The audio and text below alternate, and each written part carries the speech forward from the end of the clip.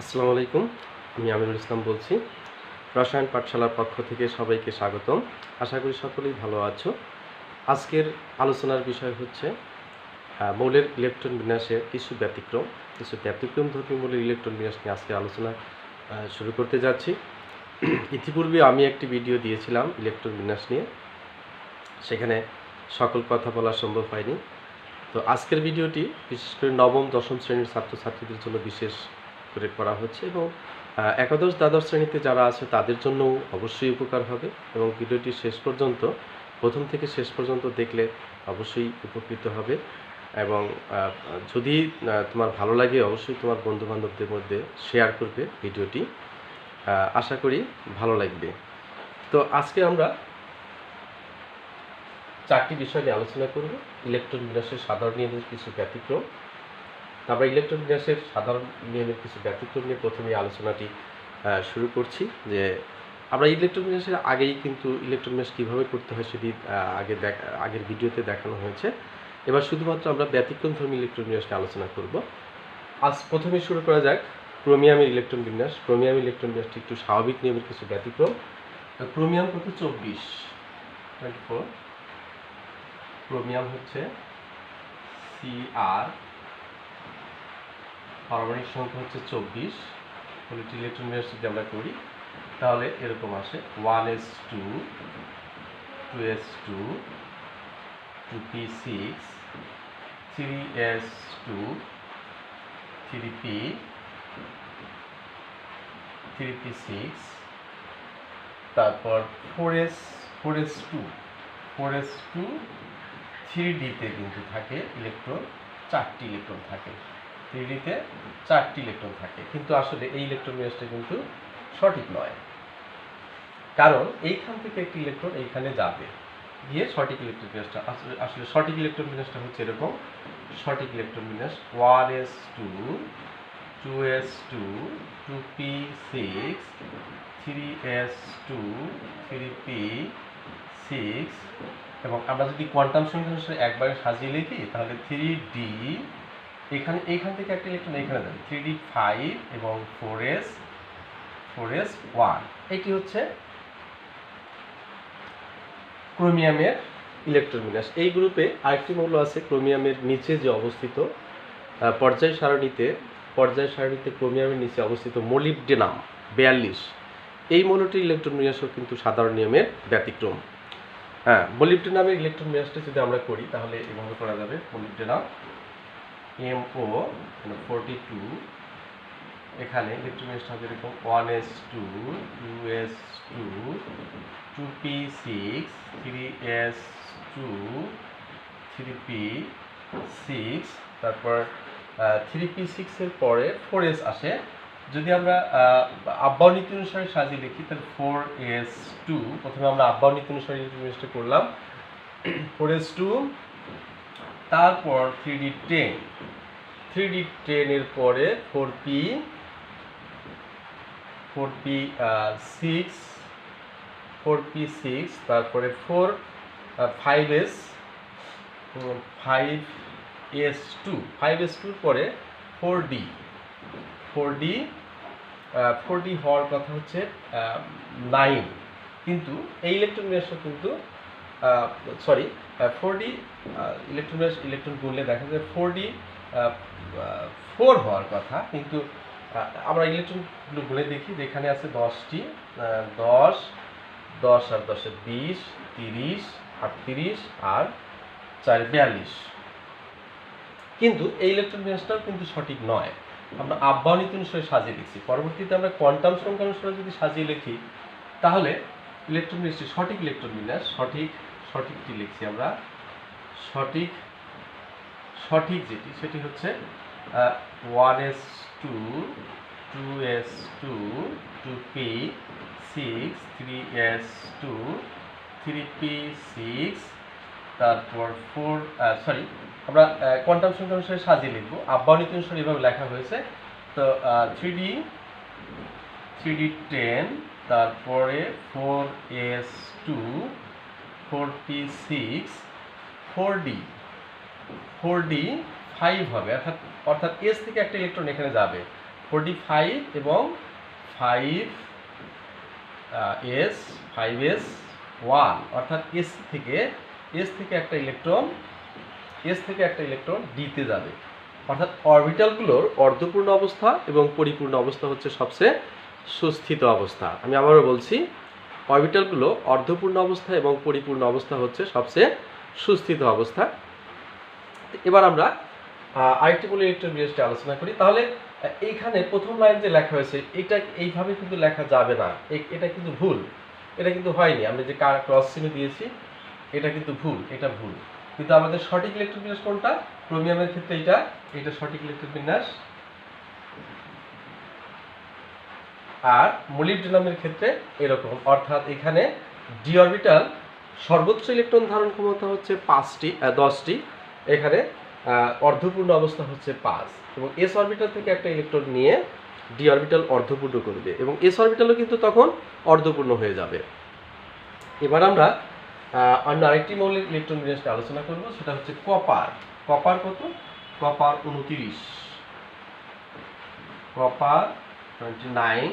এটি যদি আমরা ইলেকট্রন বিন্যাস করি তাহলে এরকম হবে। একবারে যদি করতে চাও তাহলে এভাবে করা যাবে যে 1s2 2s2 2p6 3s2 তারপর 3p6, এবং একবারে যদি আমরা করি তাহলে 3d10 এবং 4s1। এখানে কিন্তু 4s এ আমরা জানি যে আব্বাও নীতি অনুসারে 4s-এই কিন্তু ইলেকট্রন আগে ঢোকে, আগে প্রবেশ করে। অর্থাৎ 4s অরবিটালে দুটি ইলেকট্রন প্রবেশ করার পর বাদ থাকে 9টা। সেই 9টা ইলেকট্রন এখানে যাওয়ার কথা ছিল, কিন্তু সেটা কিন্তু সঠিক নয়। এই জন্য আমরা একবারেই এই ইলেকট্রন কপার ইলেকট্রন একবারেই লিখেছি 3d10 এবং 4s1। তো এভাবে এটা হচ্ছে ডি অরবিটাল পূর্ণ হয়েছে। ডি অরবিটাল সবগুলো অরবিটালের ক্ষেত্রেই অর্ধপূর্ণ অবস্থা এবং পরিপূর্ণ অবস্থা হচ্ছে সবচেয়ে সুস্থিত অবস্থা।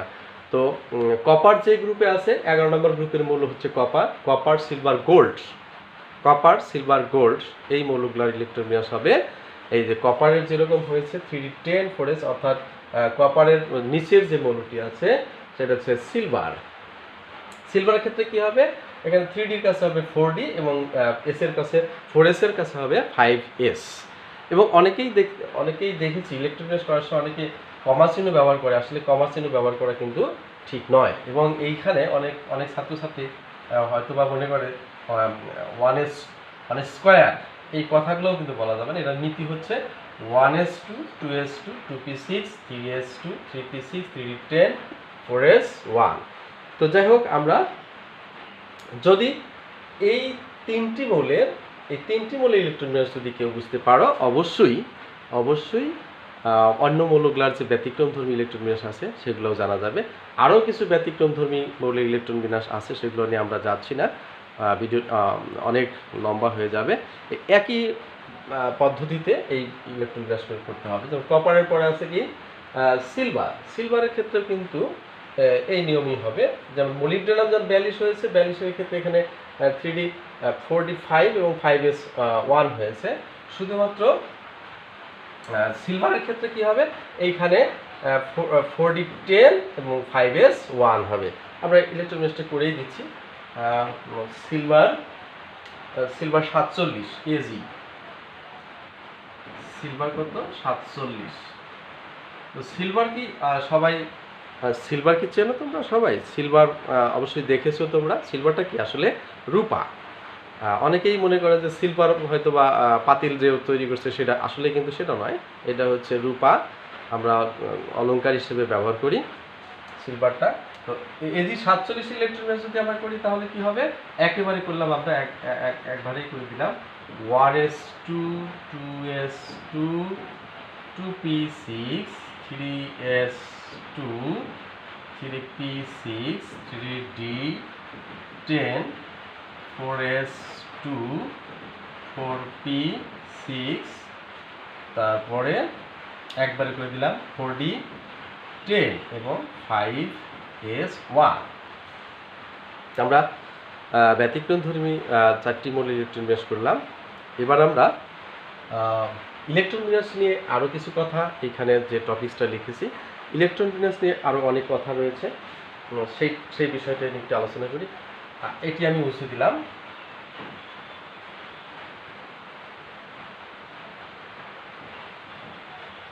অর্থাৎ এবার আমরা যে বিষয়টি নিয়ে আলোচনা করব সেটি হচ্ছে আয়নের ইলেকট্রন বিন্যাস, ধনাত্মক আয়ন এবং ঋণাত্মক আয়ন।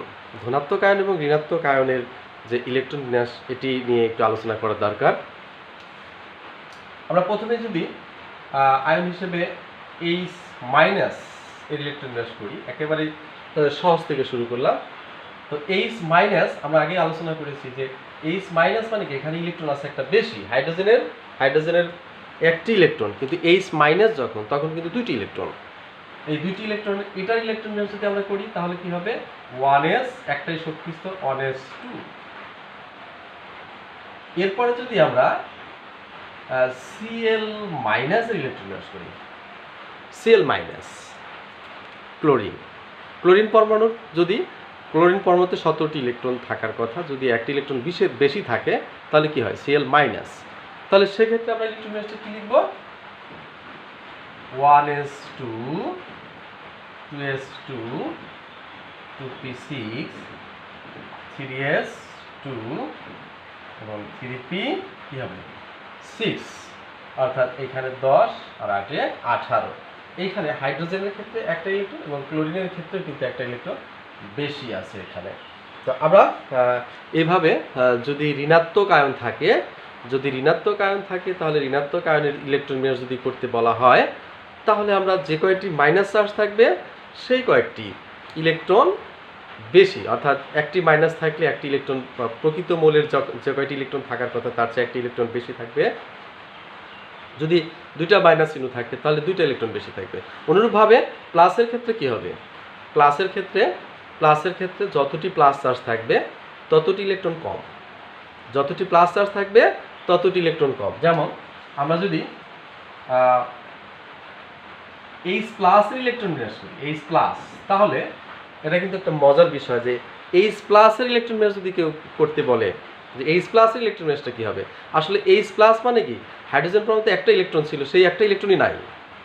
তাহলে একটা ইলেকট্রন যদি না থাকে তাহলে তার শক্তি স্তর ঠিকই আছে, কারণ পরমাণু তো সে বিলীন হয়ে যায়নি, তার নিউক্লিয়াস আছে, নিউক্লিয়াসের মধ্যে একটা প্রোটন আছে।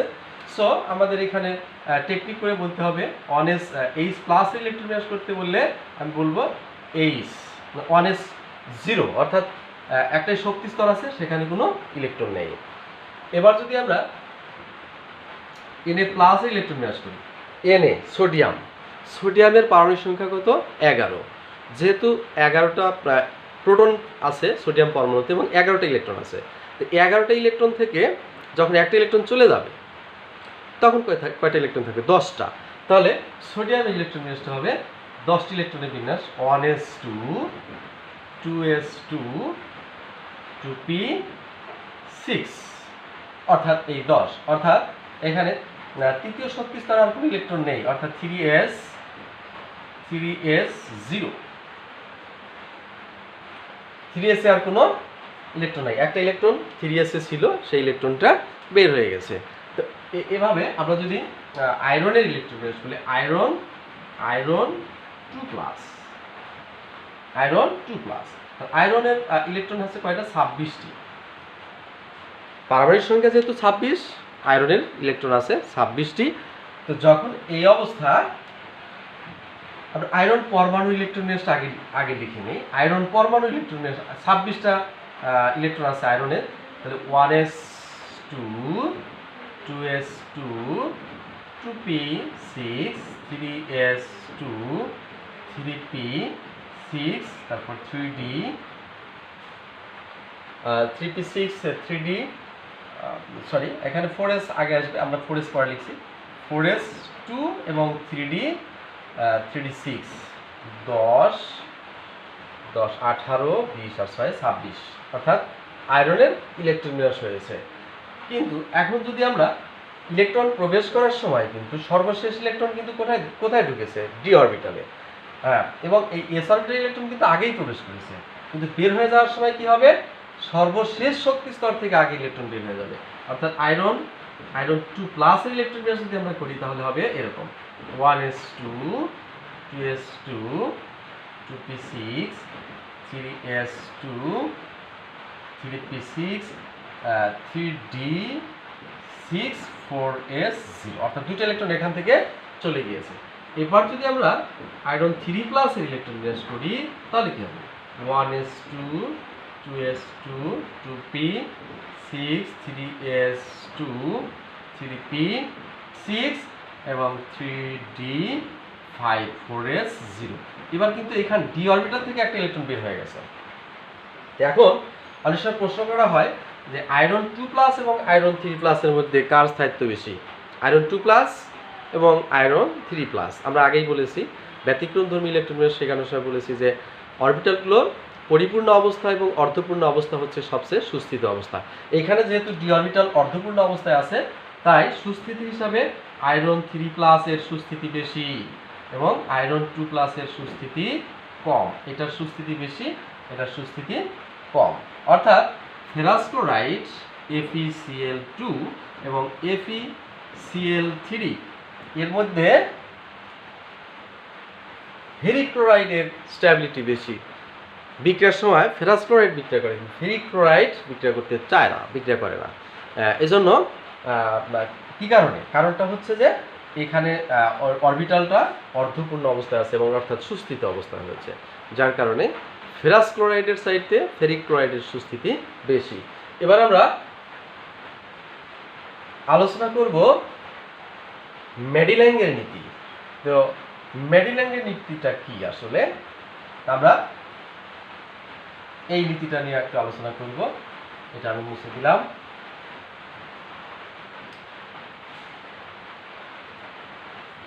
আমরা এই যে এখানে যে লিখে রেখেছি এটা কিন্তু আব্বাও নীতি। আব্বাও নীতি নিয়ে আমি এর আগের ক্লাস করেছি।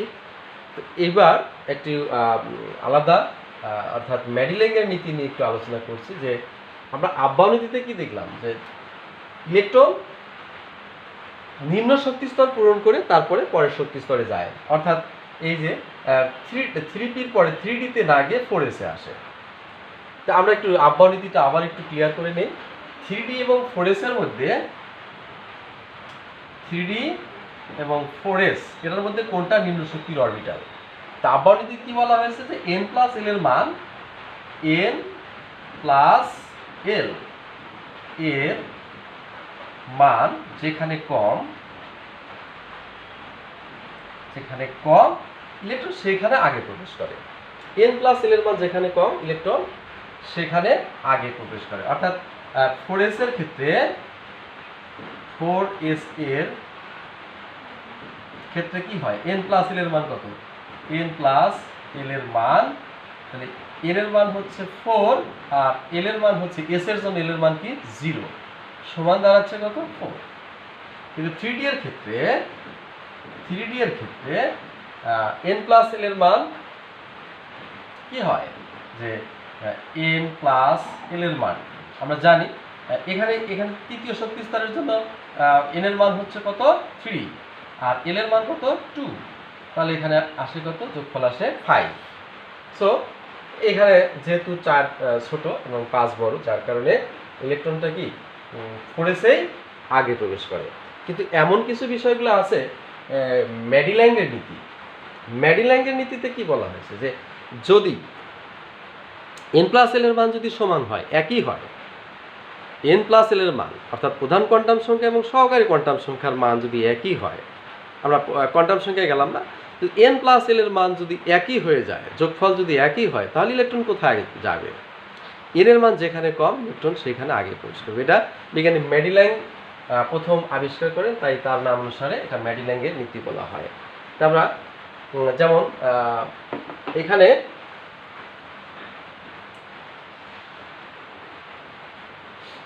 মেডিল্যাংয়ের নীতিটা নিয়ে একটা কথা বলি।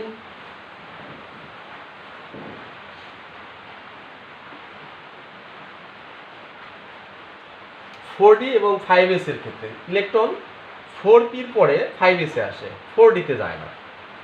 তাহলে এখন 5s এবং 4d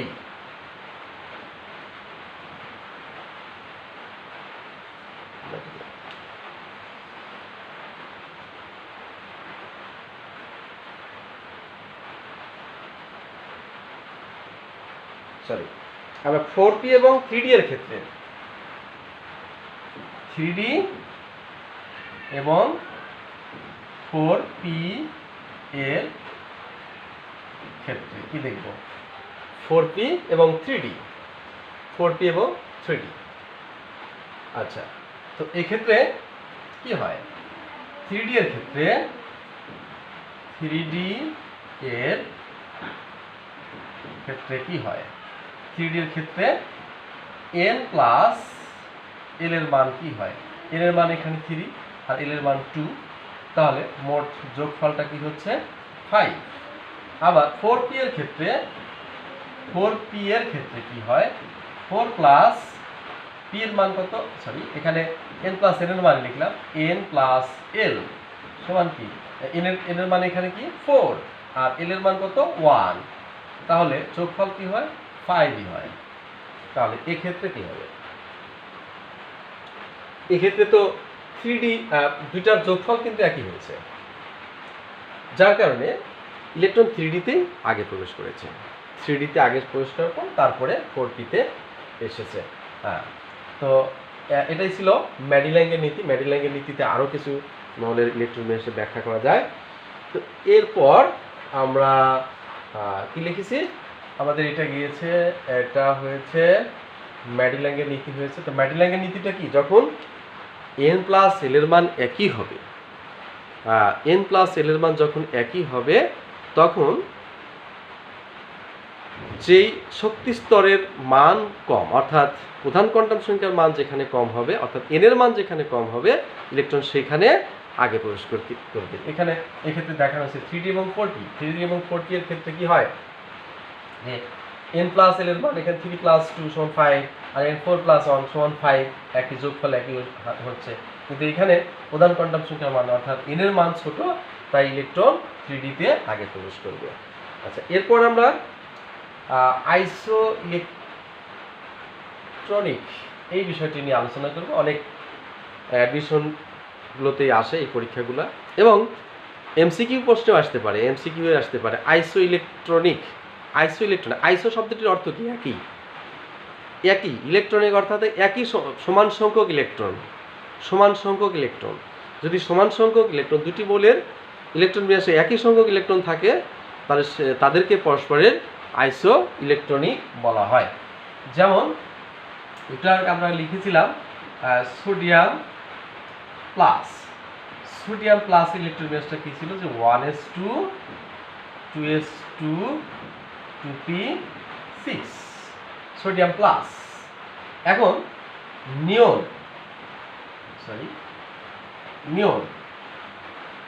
Ne, তাহলে নিয়ন ইলেকট্রন বিন্যাস কি? নিয়নের 10টা ইলেকট্রন আছে, তাহলে নিয়ন 1s2 2s2 2p6। এখন যদি প্রশ্ন করা হয়, এমসিকিউ এরকম প্রশ্ন থাকতে পারে যে নিচের কোন ইলেকট্রন বিন্যাসটি নিয়নের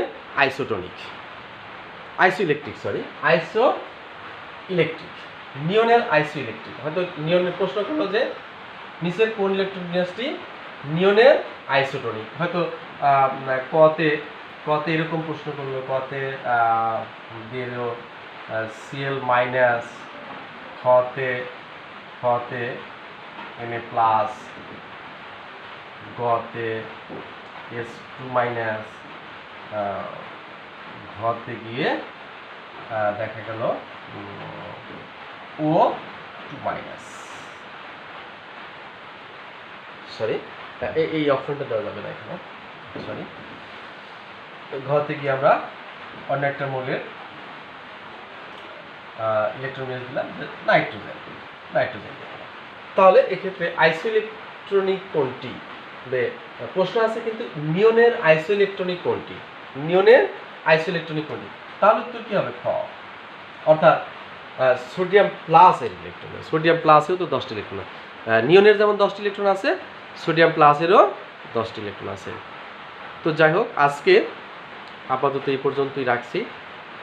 আশা করি সকলেই বুঝতে পেরেছো, এবং যদি ভালো লাগে অবশ্যই শেয়ার করবে এবং বন্ধুদের মাঝে শেয়ার করবে।